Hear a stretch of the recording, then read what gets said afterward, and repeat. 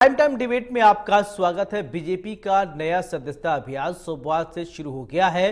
प्रधानमंत्री नरेंद्र मोदी ने बीजेपी मुख्यालय में सदस्यता अभियान की शुरुआत की है। इस दौरान पीएम मोदी बीजेपी के पहले सदस्य बने हैं। देश भर में इस समय बीजेपी के 18 करोड़ सदस्य हैं। सदस्यता अभियान के तहत मिस्ड कॉल, नमो ऐप, वेबसाइट और क्यूआर कोड स्कैन करके कोई भी व्यक्ति सदस्य बन सकता है।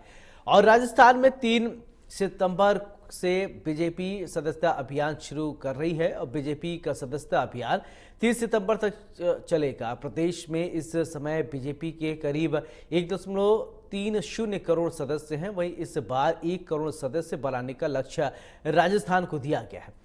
दरअसल बीजेपी में किसी भी व्यक्ति की स्थायी सदस्यता नहीं होती है। हर व्यक्ति को 6 साल के लिए पार्टी का सदस्य बनाया जाता है। बीजेपी का अभियान साल 2014 में शुरू हुआ था। उस समय प्रदेश में करीब 83 लाख सदस्य बने थे, लेकिन साल 2020 में कोरोना के चलते नया सदस्यता अभियान शुरू नहीं किया जा सका, बल्कि पुराने सदस्यता अभियान को ही एक्सीड कर दिया गया। बताया जा रहा है कि इसमें करीब 53 लाख नए सदस्य बने। ऐसे में वर्तमान में प्रदेश में बीजेपी के 1.30 करोड़ सदस्य हैं, जो अभियान से पहले जीरो हो जाएंगे। और इस सदस्यता अभियान के लिए राजस्थान को 1 करोड़ नए सदस्य बनाने का लक्ष्य दिया गया है। सदस्यता अभियान के जरिए पार्टी प्रदेश में बूथ को मजबूत करने का काम भी करेगी।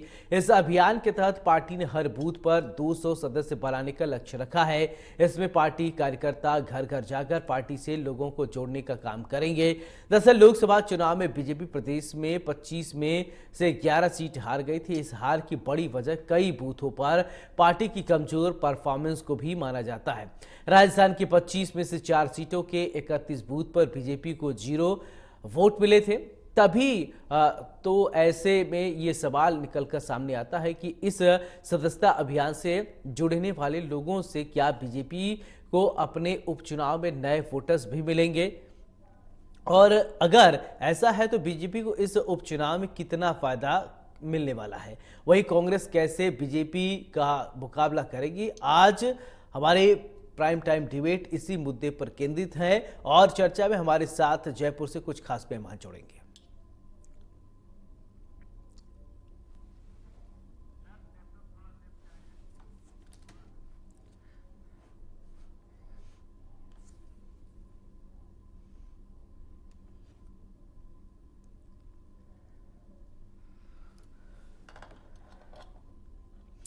तो बीजेपी का सदस्यता अभियान कितना फायदा होगा। प्रदेश में बीजेपी का सदस्यता अभियान कल से शुरू हो जाएगा।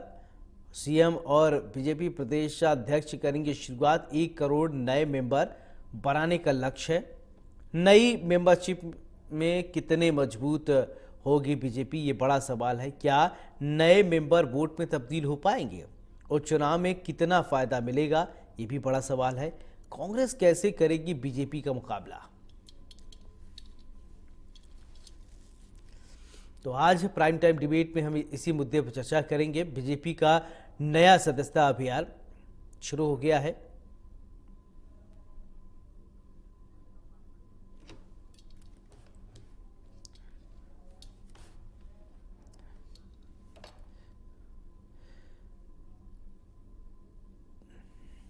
तो बीजेपी का नया सदस्यता अभियान सोमवार से शुरू। देश भर में इस समय बीजेपी के 18 करोड़ सदस्य हैं। सदस्यता अभियान के तहत आप अगर बीजेपी की सदस्यता लेना चाहते हैं तो दिया गया एक नंबर है बीजेपी की तरफ से, आप उस पर मिस्ड कॉल कर सकते हैं। नमो ऐप पर जाकर सदस्यता ग्रहण कर सकते हैं। वेबसाइट और क्यूआर कोड स्कैन करके भी कोई भी व्यक्ति बीजेपी के सदस्य बन सकता है। और राजस्थान में 3 सितंबर से बीजेपी की सदस्यता अभियान की शुरुआत होगी। बीजेपी का सदस्यता अभियान 30 सितंबर तक चलेगा, यानी 3 से 30 तक। प्रदेश में इस समय बीजेपी के पास करीब 1 करोड़ 30 लाख सदस्य हैं। वहीं इस बार 1 करोड़ सदस्य बनाने का लक्ष्य राजस्थान को दिया गया है। दरअसल बीजेपी में किसी भी व्यक्ति की स्थायी सदस्यता नहीं होती है। हर व्यक्ति को 6 साल के लिए पार्टी का सदस्य बनाया जाता है। यानी कोई ऐसा नहीं कि एक बार सदस्य बन गया तो लाइफ टाइम सदस्य बनेगा, ऐसा नहीं है। उसको आजीवन सदस्यता नहीं मिलती, 6 साल के लिए सदस्यता मिलती है। ये प्रावधान है। 6 साल के बाद आपको सदस्यता रिन्यू करानी होती है। बीजेपी का अभियान साल 2014 में शुरू हुआ था, इस समय 24 चल रहा है, यानी 10 साल हो गए हैं। उस समय प्रदेश में करीब 83 लाख बीजेपी के सदस्य थे, जो कि अब 18 करोड़ हो गए।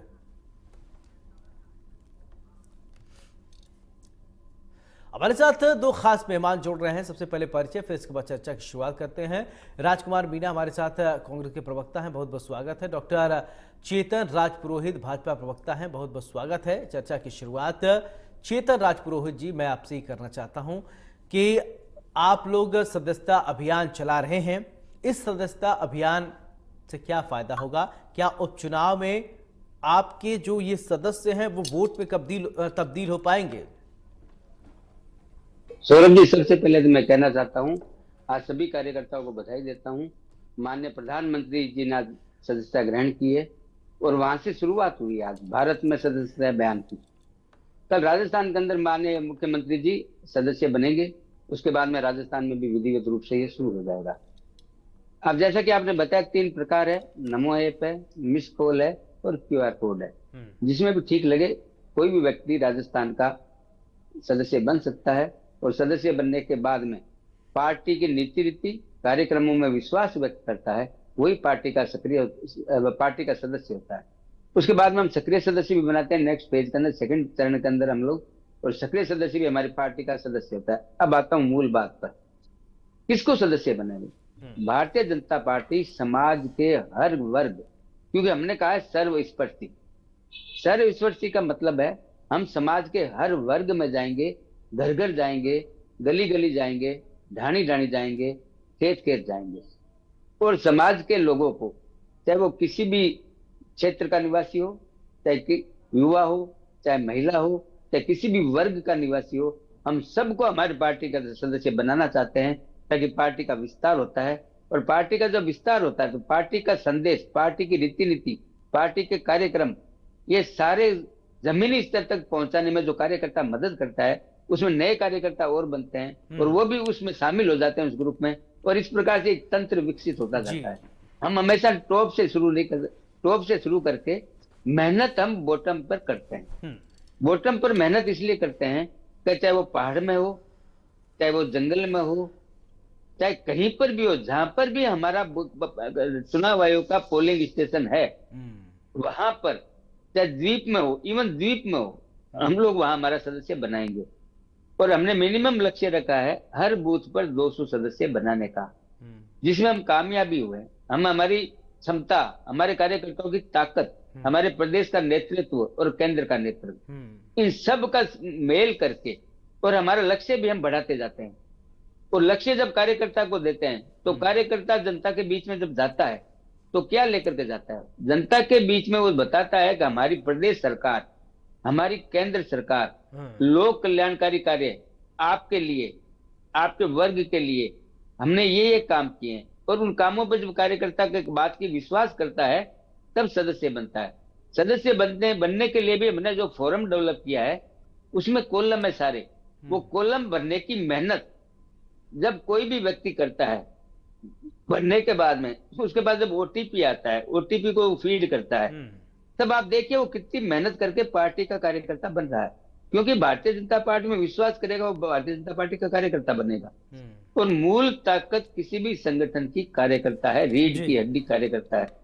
उस लाइन में जब हम आगे बढ़ते हैं तो चाहे मैं भी एक छोटा सा कार्यकर्ता हूँ, इस पार्टी का छोटा सा कार्यकर्ता हूँ, मैंने भी सदस्यता ली है। और जैसा कि आपने बताया कि हर 6 साल में हमें सदस्य बनना पड़ता है, और हम लोग बनते हैं, चाहे प्रधानमंत्री जी हो, चाहे मेरा जैसा एक छोटा सा कार्यकर्ता हो, चाहे मुख्यमंत्री जी हो, चाहे गांव ढाणी में बैठा हुआ एक छोटा सा कार्यकर्ता हो।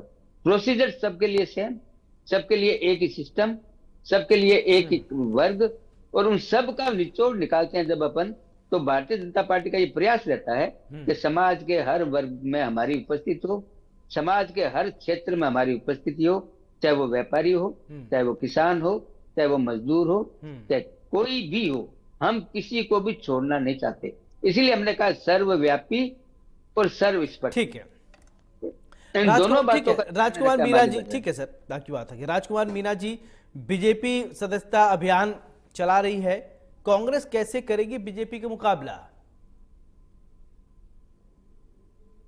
नहीं, इसमें मुकाबले की बात तो बिल्कुल है भी नहीं। हम्म। कांग्रेस बड़ी मजबूती से हर चुनाव में बीजेपी का मुकाबला कर रही है। ये इनका निजी मामला है, इनकी सदस्यता अभियान चलाना।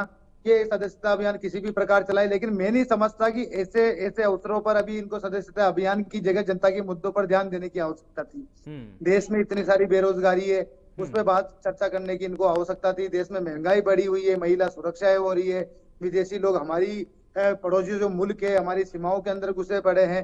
तो ये सारी चीजें का मुख्य मुद्दा ना होकर सदस्यता अभियान करना कहीं ना कहीं लोगों को इन सभी मुख्य मुद्दों से भटकाने का जैसा काम इनका हो रहा है।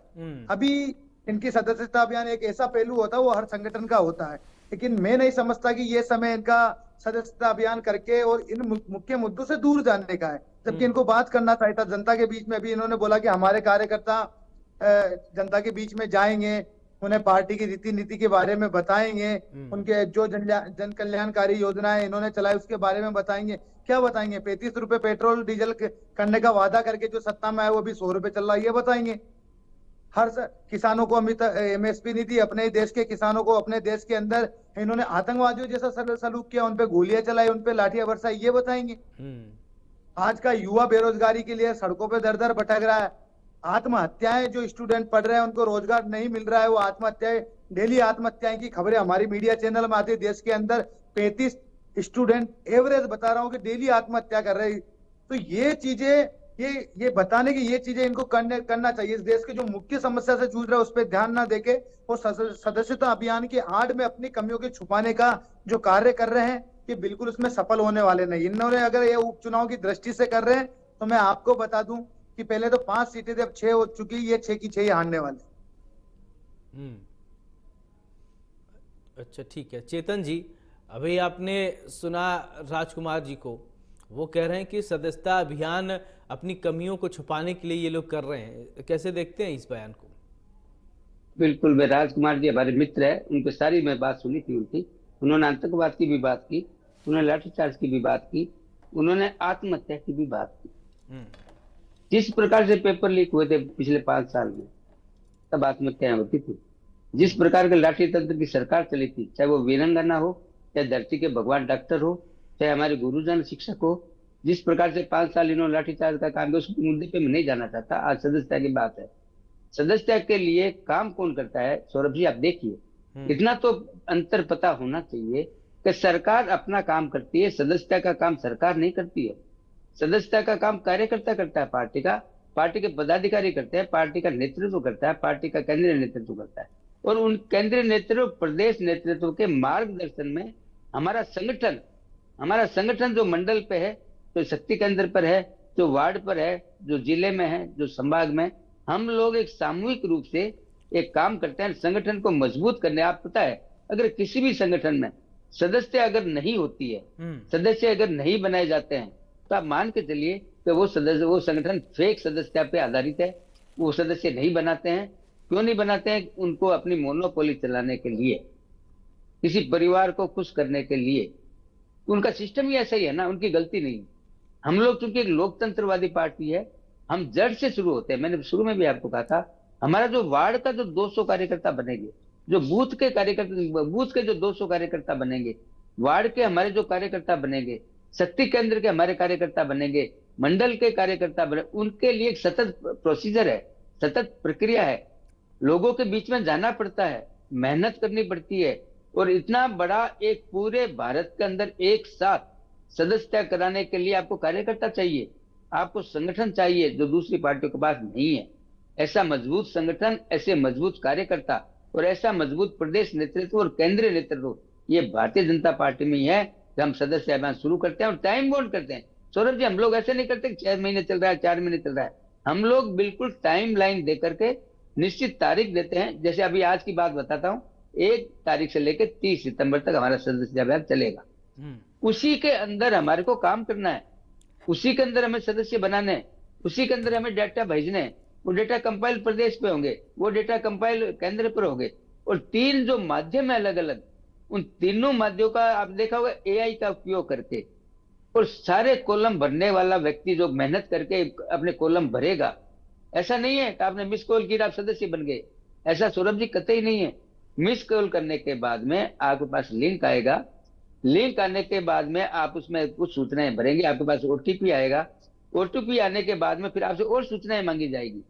तब 3 स्टेज पर वही व्यक्ति मेहनत करके फॉर्म भरता है, जिसको पार्टी की रीति नीति, कार्यक्रम, प्रदेश नेतृत्व और केंद्रीय नेतृत्व पर विश्वास होता है, तब कार्यकर्ता फॉर्म भरता है। और इलेक्ट्रॉनिक का जमाना है, इलेक्ट्रॉनिक के जमाने में, अब वो जमाने गए पर्ची बनाई तो भीड़ में रख दी, ऐसा नहीं होता। अब सारा सिस्टम इलेक्ट्रॉनिक आधारित है, AI बेस पर है, कार्यकर्ता का रिकॉग्निशन है, और तो उसमें रेफरल कोड भी है सौरभ जी। आप जब फॉर्म भरेंगे तो आपको रेफर भी कर देना है जी जी, आपको मोबाइल नंबर देना है आपके रेफरेंस के व्यक्ति का, क्योंकि हम लोग अथोराइजेशन जो है ना, अथोराइजेशन वो भी पूरा करते हैं, इसीलिए हमारे डेटा सही होते हैं। और जो संख्या हम बताते हैं, ठीक है उस संख्या राजकुमार से मीना बढ़कर जी, ठीक है राजकुमार जी, मेरा सवाल आपसे, कांग्रेस को भी तो सदस्यों की जरूरत पड़ती है, कांग्रेस क्यों सदस्यता अभियान नहीं चलाती? कोई वजह है क्या? बिल्कुल, मैं आपको जानकारी के लिए बता दूं, कांग्रेस सदस्यता अभियान चलाती है। इन्होंने लोकतंत्र की बात की, ये सदस्यता अभियान चलाते हैं, बाकी नियुक्तियां इनके हिसाब से करते हैं। हमारे आप देखिए एनएसयूआई में सदस्यता अभियान चलता है, उसी के आधार पर अध्यक्ष चुने जाते हैं। हमारे यूथ कांग्रेस में सदस्यता अभियान चलता है, उन्हीं के अनुसार अध्यक्ष चुने जाते हैं, चाहे बूथ की कमेटी हो, चाहे मंडल कमेटी हो, चाहे ब्लॉक अध्यक्ष हो, चाहे जिला अध्यक्ष हो, चाहे प्रदेश अध्यक्ष हो।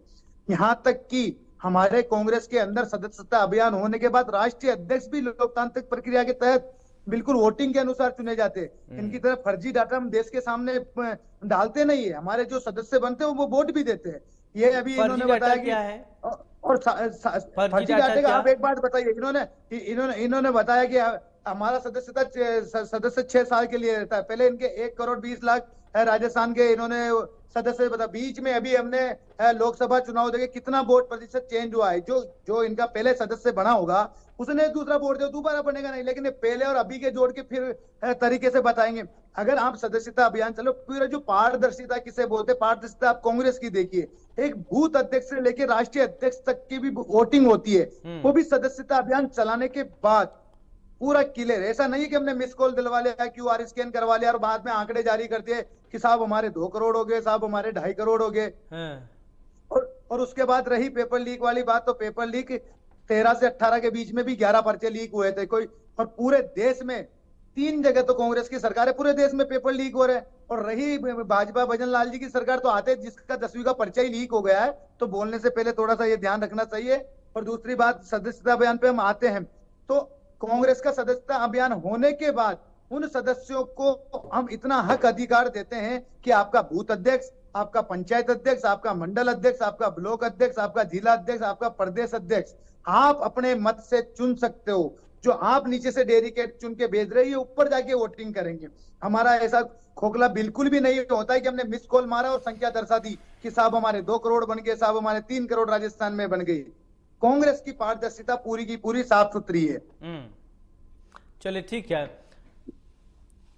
कांग्रेस के चेतन जी, कांग्रेस की सदस्यता जो ये लोग करते हैं वो पारदर्शी है, आप लोग जो कर रहे हैं अपारदर्शी है, इसको थोड़ा इस बात को आप थोड़ा जवाब दीजिए।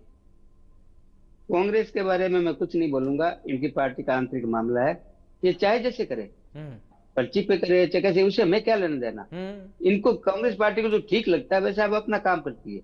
भारतीय जनता पार्टी को जो ठीक लगता है वो भारतीय जनता पार्टी करती है। भारतीय जनता पार्टी ये जानती है, ये मानती है कि हमारा सदस्य जो बनेगा वो कितना गंभीर है सदस्य बनने से पहले। इसीलिए हमने 3 स्टेज का रखा है फॉरम। ऐसा नहीं है कि मिस कॉल किया आपको मेंबर बन गए। मैंने सौरभ जी आपको पहले भी कहा था, मिस कॉल से तो केवल आपके पास लिंक आएगा बस। लिंक आने के बाद में जब 2 सूचना आप उसमें भरेंगे ना, तब आपके पास OTP आएगा, क्योंकि आप उसमें अपना मोबाइल नंबर डालेंगे। जब आप OTP डालेंगे उसके बाद में आपको कॉलम भरने, नाम, date of birth, male female, विधानसभा का नाम, जिला, स्टेट, ईमेल ID। ये कहने का मतलब है ये सारे कॉलम जब एक फॉर्म भरने पड़ेंगे। हाँ, वो जब भरता है बैठ करके अपने घर पे या कहीं पर भी इस ऑफिस में, तब आप अंदाजा लगा सकते हैं कि वो व्यक्ति उस संगठन का कार्यकर्ता बनने के लिए कितना गंभीर है। तब वो फॉर्म जब सबमिट करेगा, और उसमें मैंने आपको और बताया था, इसमें एक और कॉलम है कि आपको रेफरल कोड भरना पड़ेगा। रेफरल मोबाइल नंबर आपको भरने पड़ेंगे। अगर वो referral mobile number already exist है तो आपको एक्सेप्ट ही नहीं लेगा, वो मना कर देगा आपको, नहीं आपका एक्सेप्ट नहीं है। तो मेरे कहने का मतलब है, इतना लंबा प्रोसीजर करके एक व्यक्ति किसी भी संगठन का कार्यकर्ता बनना चाहता है और बनता है, तब आप जब भारतीय जनता पार्टी जैसा मजबूत संगठन खड़ा होता है, हवा में नहीं होता है। यहाँ फोन पे सदस्य नहीं बनते हैं, यहाँ फोन पे सदस्य कटते नहीं है, यहाँ डिप्टी सीएम को आवारा गद्दार ये निकम्मा नहीं कहा जाता है। यहाँ पर पार्टी का कार्यकर्ता रूट से खड़ा होकर के टॉप तक पहुंचता है। माननीय भजन लाल जी यशस्वी मुख्यमंत्री जो बने, उनके बारे में अपन राजस्थान पूरे को पता है कि किस प्रकार से उन्होंने संगठन में अपनी तन मन धन से सेवाएं की।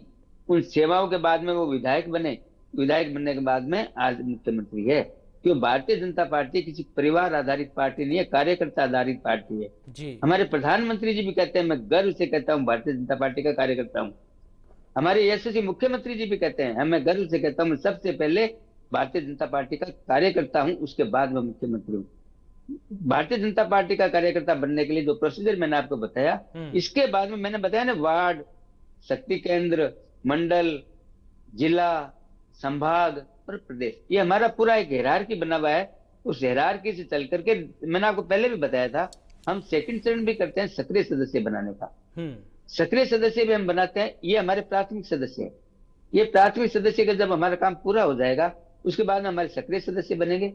सक्रिय सदस्य बनने का काम जब पूरा हो जाएगा, जब प्रदेश चुनाव और फिर केंद्र का चुनाव, ये हमारा प्रोसीजर है। तो एक लोकतांत्रिक सरकार, एक लोकतांत्रिक संगठन और एक लोकतंत्र में विश्वास करने वाला संगठन, एक राष्ट्र को प्रेम करने वाला संगठन, एक राष्ट्रवाद की भावना से ओतप्रोत संगठन जब आगे बढ़ता है तो भारत की जनता में उत्साह का संचार होता है। करोड़ों कार्यकर्ता ऐसे नहीं बन जाते सौरभ जी। करोड़ों कार्यकर्ता बनाने के लिए तपस्या करनी पड़ती है, मेहनत करनी पड़ती है, और उन तपस्वी पुरुषों का जो तपस्या है उसी को फलीभूत करने में कार्यकर्ता सड़क पे लगता है, ढाणी में लगता है, गांव में लगता है, गली में लगता है, और उसको ऐसा लगता है और वो अपने आप को गौरवान्वित महसूस करता है मैं भारतीय जनता पार्टी का सदस्य बना हूं। तब संगठन आज हम 2 सीटों से केंद्र में तीसरी बार सरकार बनी है, प्रदेशों में सरकारें बन रही है। वो इसीलिए बन रही है कि कार्यकर्ता की मेहनत, प्रदेश नेतृत्व का आभार, उसके बाद केंद्रीय नेतृत्व जो मार्गदर्शन करता है, केंद्रीय नेतृत्व मार्गदर्शन करता है प्रदेश। अब आप देखो ना, उद्घाटन आपको पता किसने किया है? माननीय प्रधानमंत्री जी ने सदस्यता लेकर के उद्घाटन किया है। कल माननीय मुख्यमंत्री, यशस्वी मुख्यमंत्री भजन लाल जी सदस्यता लेकर उद्घाटन करेंगे। ये एक संगठन, ये काम केवल भारतीय जनता पार्टी में संभव है, क्योंकि यहाँ पर कोई परिवारवादी पार्टी नहीं है। यहाँ पर किसी चेहरे को देख करके तय नहीं किया जाता कि ये अध्यक्ष होगा, ये होगा, ये होगा, क्योंकि लोकतंत्र की कार्यकर्ता आधारित पार्टी है। कार्यकर्ता ही हमारी मूल ताकत है, उस ताकत से हम आगे बढ़ते हैं। राजकुमार जी, भारतीय जनता पार्टी परिवार आधारित पार्टी नहीं है, ये 2-3 बार बोल चुके हैं चेतन जी। तो यानी कांग्रेस जो है परिवार आधारित पार्टी है क्या? हमें तो कहीं नजर नहीं आता कि कांग्रेस परिवार आधारित पार्टी है, लेकिन आप इनको देखिए, अनूप ठाकुर उनके पिताजी कौन थे ये भूल जाते हैं, अमित शाह जैसा क्या है ये भी भूल जाते, कल्याण सिंह राज्यपाल रहे, उनके बेटे एमपी रहे, उनके पोते वहां यूपी में मिनिस्टर है, ये इनको ध्यान। वसुंधरा राजे, दुष्यंत सिंह जी को देख लो, ऐसे ऐसे लोग वहां की, यहाँ की राजस्थान की जनता पे थोप रखे, जिनको बात करना तक नहीं आते, उनको भी सांसद। राजनाथ सिंह उनके बेटे को। परिवार आधारित पार्टी कौन है, कौन इसके पीछे चल रहा है, कहने की जरूरत नहीं है। और रही कार्यकर्ताओं की सदस्यता की बात, तो हम हमारे मेंबर को इतना हक देते हैं कि आप आपके अध्यक्ष को जिस क्षेत्र में, जिस मंडल में, जिस ब्लॉक में, जिस राज्य में आते हो और जिस प्रदेश में रहते हो, आप अपना अध्यक्ष चुन सकते हो। इसको बोलते पारदर्शिता। ऐसे नहीं है कि पर्ची आई, पर्ची खुली, काम ये अध्यक्ष बन गया, पर्ची आई, पर्ची खुली, ये मुख्यमंत्री बन गया, किसी की पर्ची आई, ये प्रदेश अध्यक्ष बन गया। ऐसा कांग्रेस में बिल्कुल भी नहीं है। कांग्रेस में बिल्कुल पारदर्शिता वाला काम है। पूरा देश जानता है कि किन्होंने अपने परिवार के बेटों को आगे बढ़ाने के लिए कितने नियम कानून को ताक पे रखकर उनको निरस्त करके फिर से बनाए हैं। ये कहने की जरूरत नहीं है। ये सब जानते हैं कि कौन परिवार को चलाते हैं, कौन परिवार को नहीं चलाते। कांग्रेस में सबको समान अधिकार है, सबको आगे बढ़ने के अधिकार है, और इनको दिखाई नहीं देता, उनसे हमें बिल्कुल फर्क नहीं पड़ता, लेकिन जनता को तो दिखाई देता है। अच्छा, जनता को दिखाई दे रहा है, लेकिन देश की सबसे पुरानी पार्टी इस समय हाशिए पे चल रही है। युवा नेता हैं आप, युवा प्रवक्ता हैं, क्या आपको लगा कि क्या ऐसा वजह है जो बहुत जगह पर जनता ने कांग्रेस को नकारा है? इस बात से आप डिनाई नहीं कर सकते, दिल पे हाथ रख के कहिए कि वजह क्या? क्या जो कनेक्टिविटी है युवाओं से वो आप लोग डिस्कनेक्ट होते जा रहे हैं क्या? जी बिल्कुल। जो बड़ी पार्टी होती, जो लंबी पार्टी होती, पार्टियों के जो समय चलता है उसमें उतार चढ़ाव आता है, लेकिन 2014 में आपको इस बात पे वहां पे ले 2014 को जो सोशल मीडिया का दुरुपयोग करके लोगों की भावनाओं के साथ जिस प्रकार खेला गया, जिस प्रकार उनसे हिंदू मुसलमान पे झूठ बोला गया, जिस प्रकार देश की प्रगति पर झूठ बोला गया, लोगों को भ्रमित किया गया कि आपके खातों में 15-15 लाख डाल देंगे, गरीबी मिटा देंगे। लोगों से बोला गया कि आपको और साल 2 करोड़ रोजगार देंगे। किसानों को बोला गया कि आपकी एमएसपी फिक्स कर देंगे, आपको धनवान मालामाल कर देंगे। महिला चीन को लाल आंखें दिखाने की बात की, बिना बुलाए बिरयानी खाने पाकिस्तान चले गए, जिसको आतंकवादी देश बताते थे। चीन के प्रधानमंत्री राष्ट्रपति के साथ आप झूला झूल रहे हो, वहां के राष्ट्राध्यक्ष के साथ। तो लोगों को गुमराह करके किस प्रकार ही आए, उसके बाद आप इनका हाशिया देख लिए। इस वाले चुनाव में जो 400 पार की बात करते थे, उनको बैसाखियों को अच्छा ये सहारा बताइए, लेना आप पड़ा। कह रहे हैं कि चीन अपने के विचारों पे राष्ट्राध्यक्ष यानी समझौता करना जिनपिंग पड़ा। जब आए थे, और आप कह रहे हैं बैसाखियां झूला भी झूलते कैसी, हैं। जो अगर आप इनके विचारों से मेल नहीं खाती। सुनिए, आप कह रहे हैं अब कि झूला देखिए, झूलते हैं, आपके तो देश में अगर पार्टी का कोई आएगा, पार्टी का भारत अतिथि देवो भव के परिपाटी पर चलता है, यही ध्येय वाक्य है ना? आप मानते हैं नहीं अतिथि देवो एक भव? तरफ तो लोगों को मूर्ख आप बना रहे हो, एक तरफ राजकुमार लाल आंखें जी, दिखाने की बात कर रहे हो, राजकुमार और बीना उनके जी, सामने आते। आप मानते हैं आप मुझे बताइए, आप पाकिस्तान मानते में हैं कि बिरयानी नहीं? खाने नवाब शरीफ के पास आप गए तो मानते क्या हैं कि आपको नहीं न्योता दिया था अतिथि क्या? देवो भव? आपको भी नवाब आप शरीफ ने मानते न्योता दिया था हैं, कि उसके जन्मदिन पे वहां बिरयानी आप खाने बिन मानते बुलाए चले गए? हैं हमारे आप कहते एक हैं। बात बताइए मुझे, अरे पाकिस्तान के मेरे सवाल प्रधानमंत्री की जानते जवाब हैं, दीजिए, आप मानते हैं पाकिस्तान नहीं को देश का सबसे बड़ा दुश्मन अतिथि कहा देवो जाता भव? है। वो आप हमारे मानते देश हैं के अंदर नहीं? आतंकी हमले अरे करवाता है, मेरी आतंकी बात सुन कार्रवाई लीजिए। करवाता अरे है, मीना जी जम्मू सुनिए, कश्मीर में अपने आतंकी अरे भेजता है। सुनिए, इस आतंकी देश के उतंकी नाम नहीं पे जो आप मैं जाके पूछ आए, रहा तो आप हूँ, मुझे एक बात झूला वाले बताइए, पे वहाँ बात बिन पे बुलाए बिरयानी जानना खाने का चाहता क्या हूँ। औचित्य था? अरे रटी रटाई बात आपको मत करिए, निमंत्रण मैं जो दिया था पूछ रहा हूँ क्या? उसका जवाब दीजिए। आप मानते हैं कि नहीं अतिथि देवो भव? मानते हैं होना चाहिए? अरे अतिथि देवो भव आपके घर कोई आता क्या भगा देते हैं क्या? नहीं भगा बिल्कुल। देते अगर होंगे? मेरे घर पे आपके घर कोई आता ऐसा होगा, नहीं भगा होता। देते होंगे कोई आप? मेरी माँ को गाली दे रहा है, सुनिए, कोई मेरे घर पे पत्थर फेंक रहा है, कोई मेरी माँ को गाली दे रहा है, अगर वो मेरे घर आता है तो अगर मैं उसका स्वागत करता हूँ तो निश्चित रूप से या तो फिर मेरे मिला जुला हूँ उनसे खुद करवा रहा हूँ। नहीं, आप अगर कैसी बात करते दो हो? राष्ट्राध्यक्ष जो हमारे मिल देश को रहे गाली हैं, देता है, अगर जो हमारे सम्मान भारत आपके के बारे देश में में आए कहता हैं, है, तो अगर उसकी सम्मान हरकतों से कर हमारे दिया तो देश क्या के गलत है? जवान शहीद होते हैं, जो हमारे देश पे उसके यहाँ पे झूला झूला रहे। आप एक बार पाकिस्तान आप बिरयानी खाने जाते हो, किस आधार पे जाते हो भाई? आप अपनी डिबेट में हिंदू मुसलमान पाकिस्तान हटा दो तो भाजपा प्रवक्ता डिबेट कर ही नहीं सकते। नहीं अभी ये हिंदू मुसलमान की बात नहीं है, सदस्यता की बात आप जो बोल रहे हैं, मैं चाहता हूँ मैं अतिथि अभी देवो पूछना भव आप चाहता नहीं हूँ मानते, बीजेपी ठीक है? प्रवक्ता से, हाँ। प्रधानमंत्री नवाज शरीफ के जन्मदिन पर बिन बुलाए वहां बिरयानी खाने किसने आपको जाते हुए शर्म नहीं आई?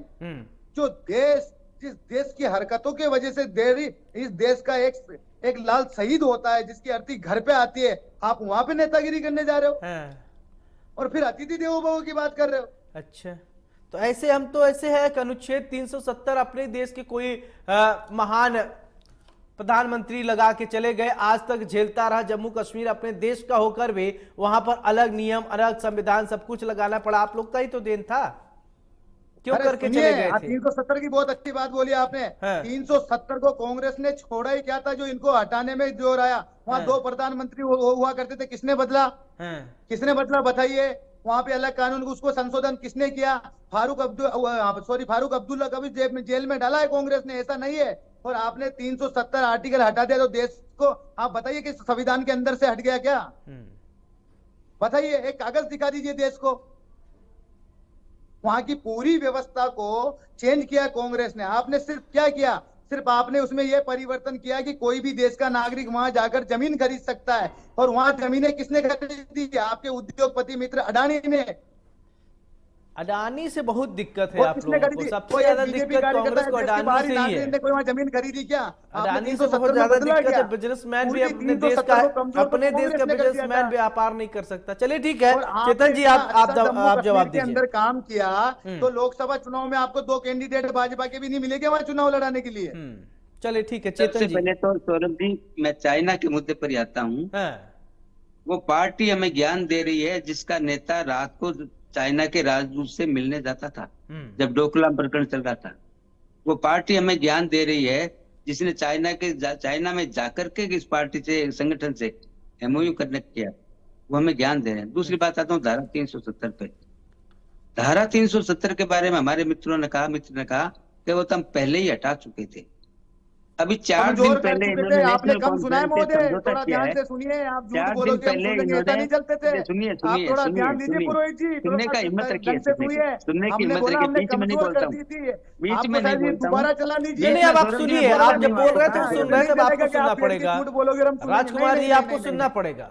देखिए जब सर आप सर मैं सुनूंगा, लेकिन आप झूठ बोलोगे मेरी बात को, झूठ यहाँ अरे बताओगे ठीक तो है, मैं अगर नहीं झूठ सुनूंगा। आपको लगता है तो मैंने कब आप बोला? तथ्यों के बताइए साथ कि खंडन 370 कर सकते कांग्रेस हैं, ने ऐसा हटा दी नहीं थी। है। नहीं नहीं मैंने कब बोली? बताइए नहीं, अरे आप दो बताइए। लोग मैंने हमारे बोला साथ, कमजोर कर पर्याप्त दिया मौका था। दूंगा, मैंने पर्याप्त ये बोला मौका था। मैंने दूंगा कब बोलने बोला का, 370 कांग्रेस बोलने ने का हटा दी थी? पर्याप्त मौका दूंगा। राजकुमार मीणा जी, पूरा बोलने मौका का मिलेगा। पर्याप्त चेतन जी मौका नहीं है। बोलने अगर जी मैं दीजिए। मेरी आगे आता हूँ, अभी तुरंत आगे मेरे आता द्वारा कोई हूँ। बात बोली गई है तो अभी बीजेपी प्रवक्ता अभी उसको नहीं काट ठीक देना, मैं कांग्रेस नहीं है, ने, सुनूंगा ठीक अभी। है, पूरा मौका दूंगा अब आपको बोलने का, बोलने दीजिए। अभी कांग्रेस ने नेशनल कॉन्फ्रेंस से जम्मू कश्मीर में समझौता किया है। हम्म उस समझौते के बिंदु आप पढ़िए सौरभ जी। हम्म उसमें इन्होंने बार बार कहा है कि हम अगर सत्ता में जम्मू कश्मीर में आते हैं तो 370 35 ए को हम हटाएंगे। हम्म ये कहा है। इन्होंने स्वीकार किया कि पाकिस्तान से हम बातचीत करेंगे अगर सत्ता में आते हैं तो, हम्म क्योंकि कांग्रेस का और नेशनल कॉन्फ्रेंस का गठबंधन हो चुका है। वो अच्छी बात है, हमें उसमें कोई तकलीफ नहीं है। राजनीति पार्टी है, किसी के साथ गठबंधन कर सकती है। अब आता हूँ तीसरी बात पे, अडानी जी पे आता हूँ। यही अडानी जी थे जिनको मुख्यमंत्री गहलोत साहब ने रेड कारपेट किया था जयपुर के अंदर। हम्म 65,000 करोड़ का काम दिया था राजस्थान सरकार ने, छत्तीसगढ़ सरकार ने काम दिया था कांग्रेस सरकार ने। बिल्कुल। उस मुद्दे पे मैं नहीं जाना चाहता। आज चूंकि सदस्यता की बात चल रही है, मैं सदस्यता पर ही रहना चाहता हूँ। हम्म कांग्रेस पार्टी करे या नहीं करे, हमें उससे कोई लेना देना नहीं है। हम्म हम हमारा काम पूरी ईमानदारी से, मेहनत से और तपस्या के साथ, क्योंकि भारतीय जनता पार्टी दूरदर्शी पार्टी है। हम्म उसको देश की जनता की सेवा करनी है, परिवार की सेवा नहीं करनी है। हम्म हम लोग, हमारे नेता, हमारा नेतृत्व इस बात पे बल देता है कि जमीनी कार्यकर्ता की सार संभाल होनी चाहिए। और जमीनी, मेरे जैसा एक छोटा सा कार्यकर्ता एक गांव ढाणी में रहने वाला, जब किसी चैनल पे बैठ के पार्टी की पक्ष रखता है, तब आप अंदाज लगा सकते हैं उस पार्टी का चरित्र क्या है, उस पार्टी की रीति नीति क्या है, उस पार्टी का सिस्टम क्या है, और कार्यकर्ता की कैसे सार संभाल। और कार्यकर्ता की सार संभाल अगर कोई पार्टी नहीं करती है तो इस प्रकार से करोड़ों सदस्य बना नहीं सकती किसी भी सूरत में। सदस्य बनाने के लिए गांव, मैंने आपको पहले भी कहा था, गांव गांव, मोहल्ला मोहल्ला, बूथ बूथ, दिन में जाना पड़ता है, रात में जाना पड़ता है। कार्यकर्ता को कोई वेतन नहीं मिलता है, कार्यकर्ता को कोई सुविधाएं नहीं मिलती है। वो अपनी मोटरसाइकिल में तेल डाल के जंगलों में भटकता है। कब भटकता है?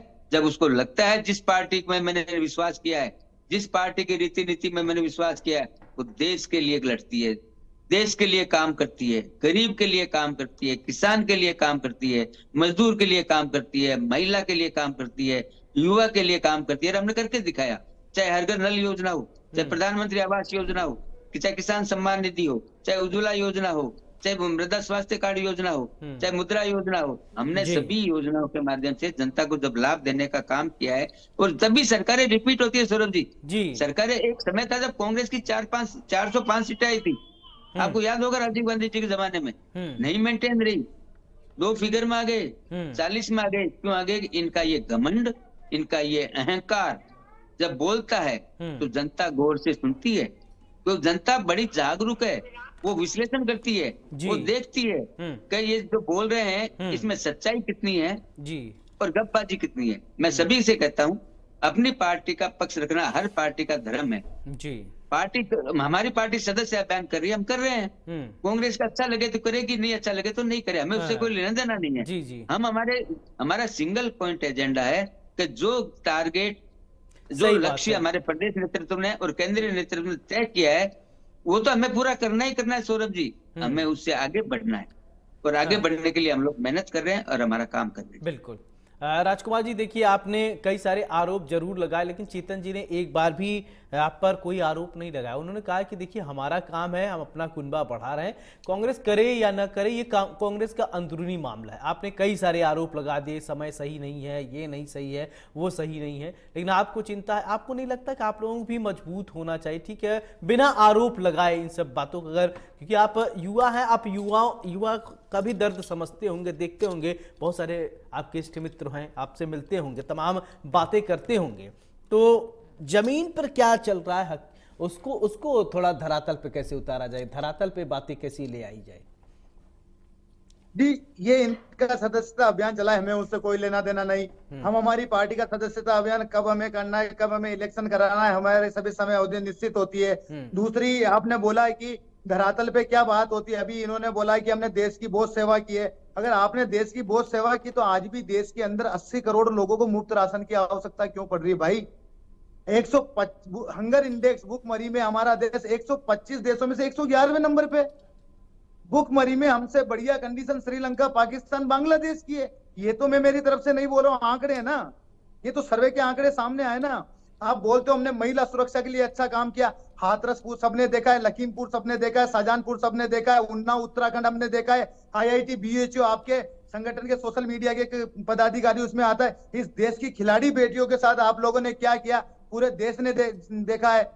आप बात करते हो, आपने ऐसी महिलाओं की सेवा की जो बलात्कारी जेल से छूटते उनको आप माला पहराते हो, उनका स्वागत करते हो, मंचों भी बिठाते हो।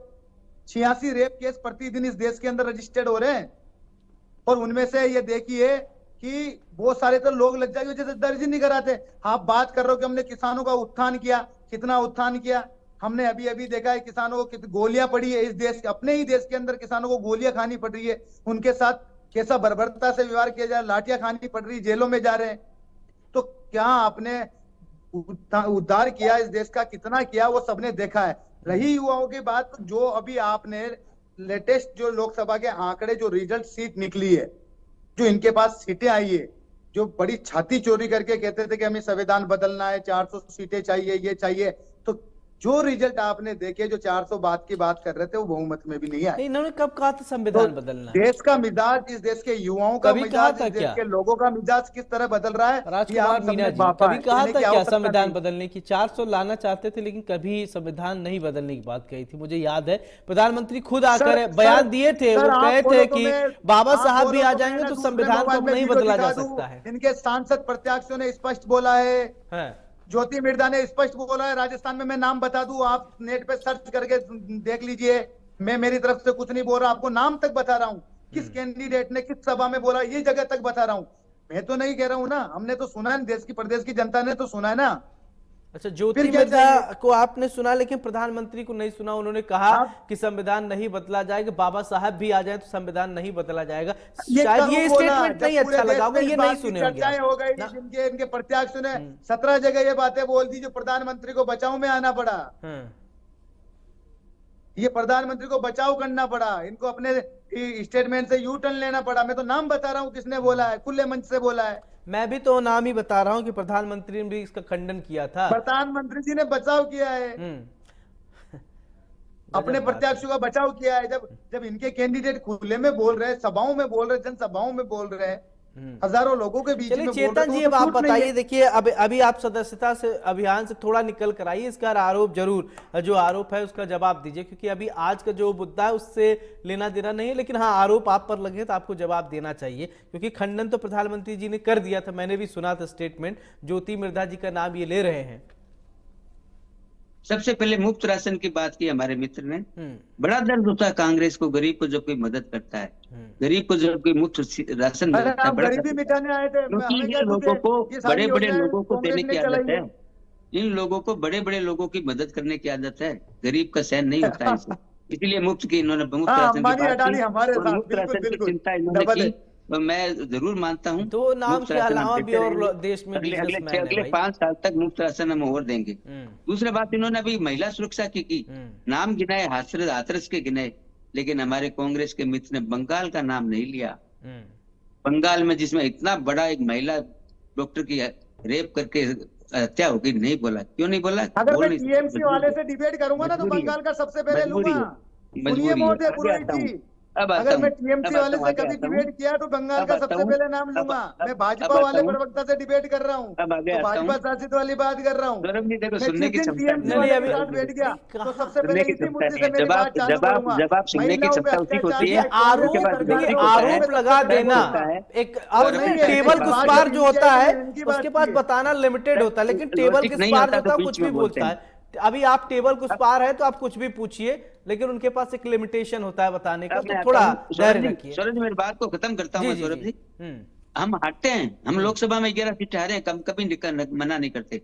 हम हारते हैं, हम हार स्वीकार करते हैं, जनता के आदेश को शिरोधार्य करते हैं और समीक्षा करते हैं कि हम क्यों हारे। हम कभी ईवीएम मशीन को आरोप नहीं लगाते, हम कभी लोकतांत्रिक संस्थाओं पर आरोप नहीं लगाते, हम कभी ये नहीं कहते हैं कि मशीन खराब थी इसलिए चुनाव हार गए। हम जीत जाते तो मशीन अच्छी हो जाती है, हार जाते तो बेचारी मशीन खराब हो जाती है। ये काम भारतीय जनता पार्टी नहीं करती। हम हारते हैं, हमारे 11 सीटें आ रहे, हम कहते हैं हमारे अंदर कमी रही, कहीं ना कहीं हमारी बात को जनता तक पहुंचाने में कमी रह गई, उस कमी को दूर करने का हम लोग प्रयास करते हैं। अभी आरक्षण की बात की, बहुत अच्छी बात की कांग्रेस के मित्र ने। आरक्षण की बात, ये काठ की हड्डी बार बार नहीं चढ़ती है। झूठ के सहारे अगर कोई चुनाव जीतने के सपने पालता है तो मेरा यह मानना है वो संगठन को भी कमजोर कर रहा है, अपनी पार्टी को भी कमजोर कर रहा है और अपने नेतृत्व को भी कमजोर कर रहा है। क्योंकि सच्चाई सच्चाई ही रहेगी। चाहे आरक्षण के बात पे आपको कुछ सफलता मिल गई होगी, मानता हूं मैं इस बात को, लेकिन जिस पार्टी ने सबसे पहले आरक्षण के लिए चिट्ठी लिखी, जवाहरलाल नेहरू जी ने सारे मुख्यमंत्रियों को, वो चिट्ठी हमारे कांग्रेस के मित्र को पढ़नी चाहिए। उसमें क्या लिखा था जवाहरलाल नेहरू जी ने आरक्षण के बारे में, नहीं जाना चाहता और मैं ऐसी डिबेट करना भी नहीं चाहता। मैं ये चाहता हूँ विकास पे बात हो, मुद्दों पे बात हो। विकास की बात मैं इसलिए कहता हूँ बार बार, चाहे रोड हो, चाहे स्वास्थ्य हो, चाहे किसान हो, चाहे मजदूर हो, चाहे बिजली हो, चाहे पानी हो, क्योंकि मूलभूत आवश्यकता पर अगर सरकार काम नहीं करेगी तो जैसे कांग्रेस की 20 सीटें भी आई थी राजस्थान में, आपको याद होगा सौरभ जी, 200 में से, वैसी स्थिति में कांग्रेस फिर पहुंच जाएगी। इसलिए पहुंच जाएगी, इस बार क्या है ना, दो चीज बच गए हैं, दो सुरक्षित, एक लोकतंत्र बच गया है मीना जी, और एक ईवीएम। क्योंकि अभी सीटें आप लोगों कम होती तो लोकतंत्र की हत्या हो जाती है और ईवीएम में घोटाला हो जाता है। ये दोनों सुरक्षित हैं, क्यों राजकुमार जी? नहीं, चोर अपनी चोरी को कभी अपने मुंह से स्वीकार नहीं किएगा। अभी भी कितने ही ईवीएम गणना की शिकायतें कोर्ट में लगी हुई है, पेंडिंग पड़ी हुई है, जहां पर पहले इनके वहां के बीएलओ ने और वो जो गणना का अधिकारी होता है उसने दूसरे कैंडिडेट की जीत घोषित कर दी, रिकाउंटिंग में वो कैंडिडेट हार जाता है 200, 300, 400 वोटों से।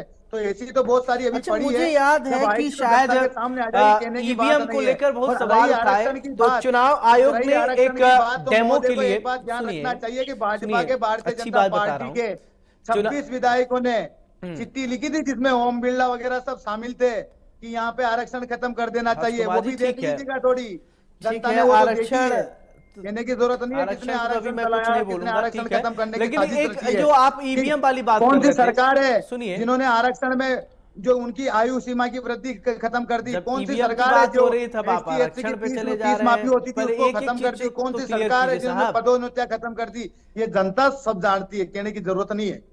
चलिए, अच्छा एक बात मैं आपसे जानना चाहता हूं कि ईवीएम की बात जब आई, कहा जा रहा था ईवीएम हैक होता, तो चुनाव आयोग ने बकायदा एक प्रेस कॉन्फ्रेंस किया, एक्सपर्ट को बुलाया कि आइए आप ईवीएम हैक करके दिखाइए। जितने विपक्ष के नेता थे या जितने लोग आरोप लगाते थे कोई नहीं गया कि, और बुलाया कि आइए आप हैक करके दिखाइए, ओपन चैलेंज है, कोई नहीं गया उस समय जब सिर्फ आरोप लगाना है। क्या चुनाव आयोग ने किया था कि नहीं, याद है कि नहीं?